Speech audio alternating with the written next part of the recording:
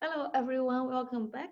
In this video, we talk about our Accounting 312 chapter 12 strategy balance scorecard and blah blah blah. But you are not required to know that part.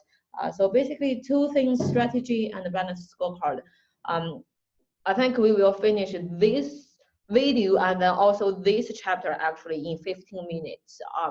Definitely just the one key thing about balanced scorecard. Strategy, you may have one multiple choice, I'm not sure, but not hard. I believe you, I cannot say you now, but if you have heard balanced scorecard or strategy, it's really very easy. Okay.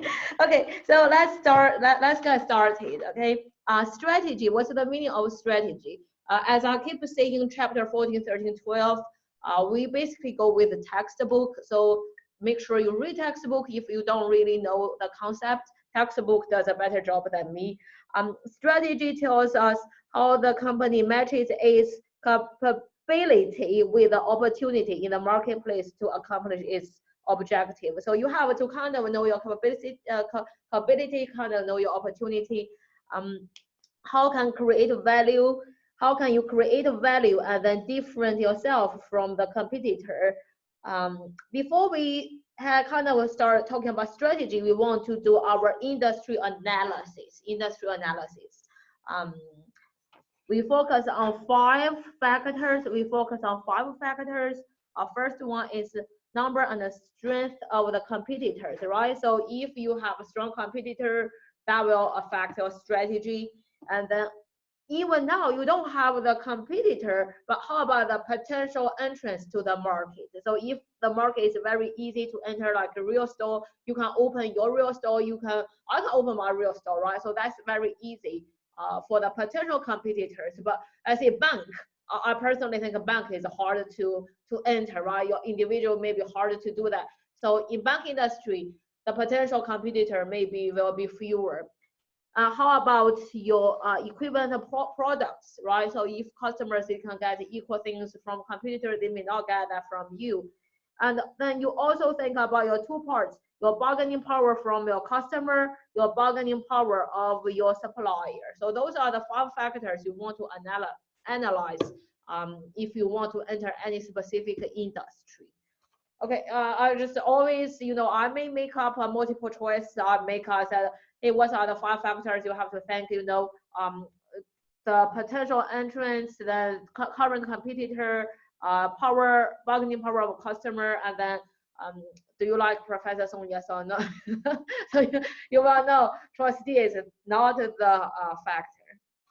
Okay, next one, two basic business strategy. I think most of you have heard at least two basic strategies. One is product differentiation strategy. The other one is cost leadership.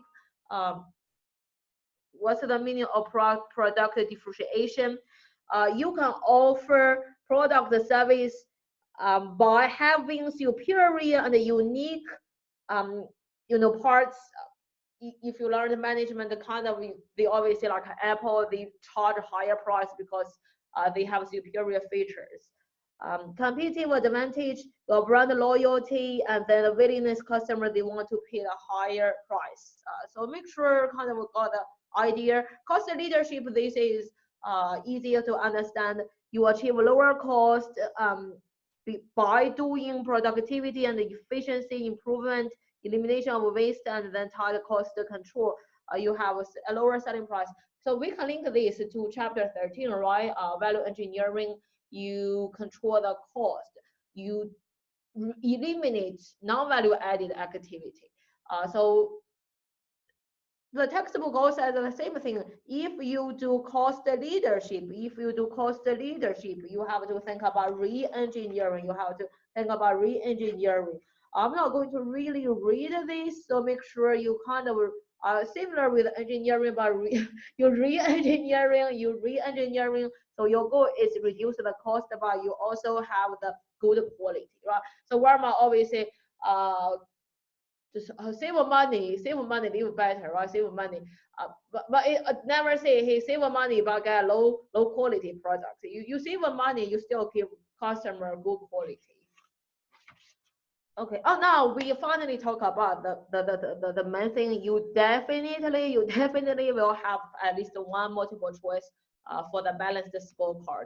I'm not sure you have learned this, yes or no. I heard this, yes or no.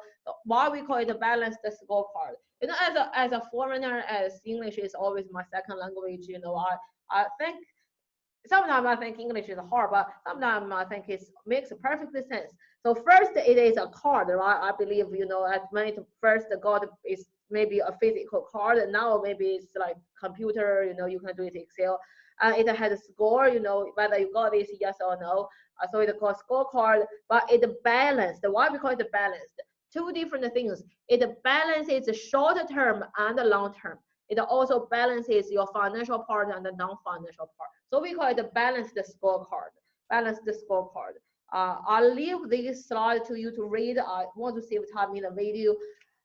Your job, okay, your job is, you know, there are four parts of a balanced scorecard, four perspectives, and you know what part is what. There are some measures to measure each perspective. So I go with you. Financial makes perfect sense. You know, it's just related with the dollar, right? Your revenue, your cost, your market.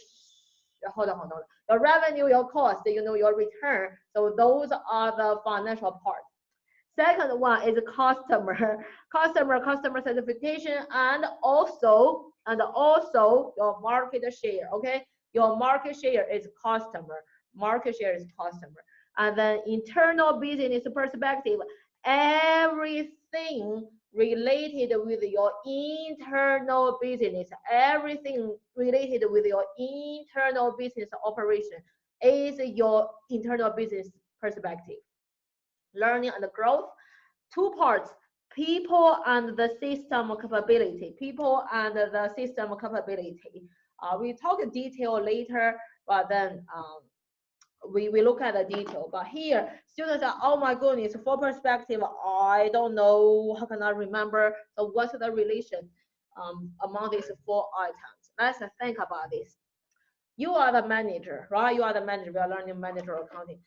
Your ultimate goal is you want to earn money. You want to earn money. So definitely your ultimate goal is your financial perspective. So that's the first level. How do you get money? You have to have customers, right? You have to have a market share. If you have a customer, they buy things from you. So who gives you money? Our customers. When we talk about customer, you know it's customer and then also market. How do we make our customer buy our things? Why customers buy our things? Because we have good products, we have a unique service, or because we have good cost control, we can sell at a cheaper price. How do we do those things? How do we do those things? We can only let the customers happy if we have a good internal business, right? If we have a good product, we have a new feature, we have a cost control.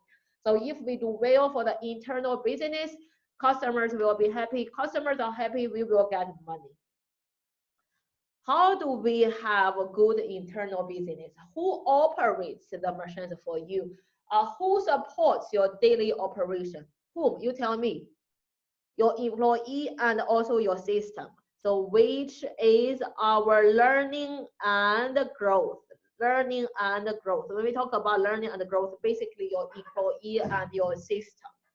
So here definitely is, I think it helped them. When I learned this balanced scorecard, this is a professor taught me. I think definitely it explains everything very well. Our ultimate goal is financial. Who gives us money? Customers. How do we make customers happy? We have to have a good internal operation. How do we do that? We have to have an employee and a system. Does this make sense? Yes or no? Right? So I hope it helps you. And now we just go each specific perspective, and we are done for chapter 12. I promise you, we are done for chapter 12. Financial, I'm not going to read, make sure you read these, there are different measures: growth, operating income, shareholder value, makes a lot of sense, easy. Second part is customer. We said the customers, there are basically two things. One is customer and then also market, right? One is customer, one is also market. Customer market share, customer satisfaction. So those are the things kind of in the customer perspective. I skip the internal business. I go to the last one is the learning and growth. I go to the learning and growth directly. So it focuses on people and information capability. So let's go to the detail. I cannot say, hope you can say, basically it's kind of like employee training, development process skills, and then information system capacity, capability, capacity. So those are the things related with employee turnover ratio, employee satisfaction, employee training hours, Wi-Fi. I don't really know about information system, those things. Like now we are learning online. Like the IT, so those things are learning and growth. As I say, usually I don't require my students to read a textbook. I know I still have one perspective I didn't talk. I go back that later. But chapter 12, do me a favor.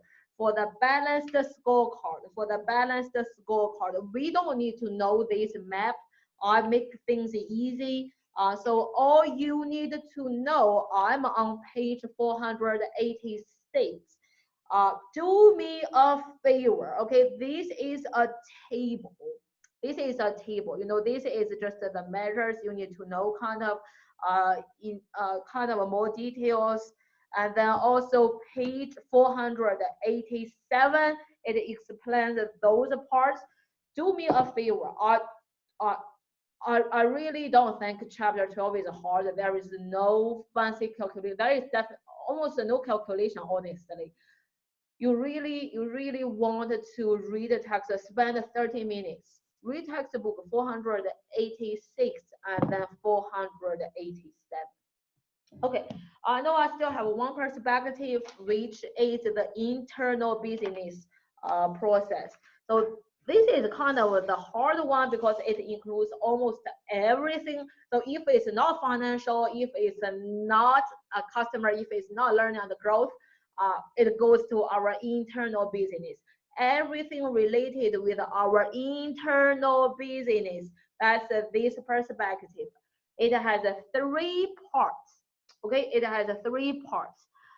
First part is the innovation process. Whether we have a new product, whether we have a new patent, whether we have a new product line, we have a new feature, those things, innovation, R&D.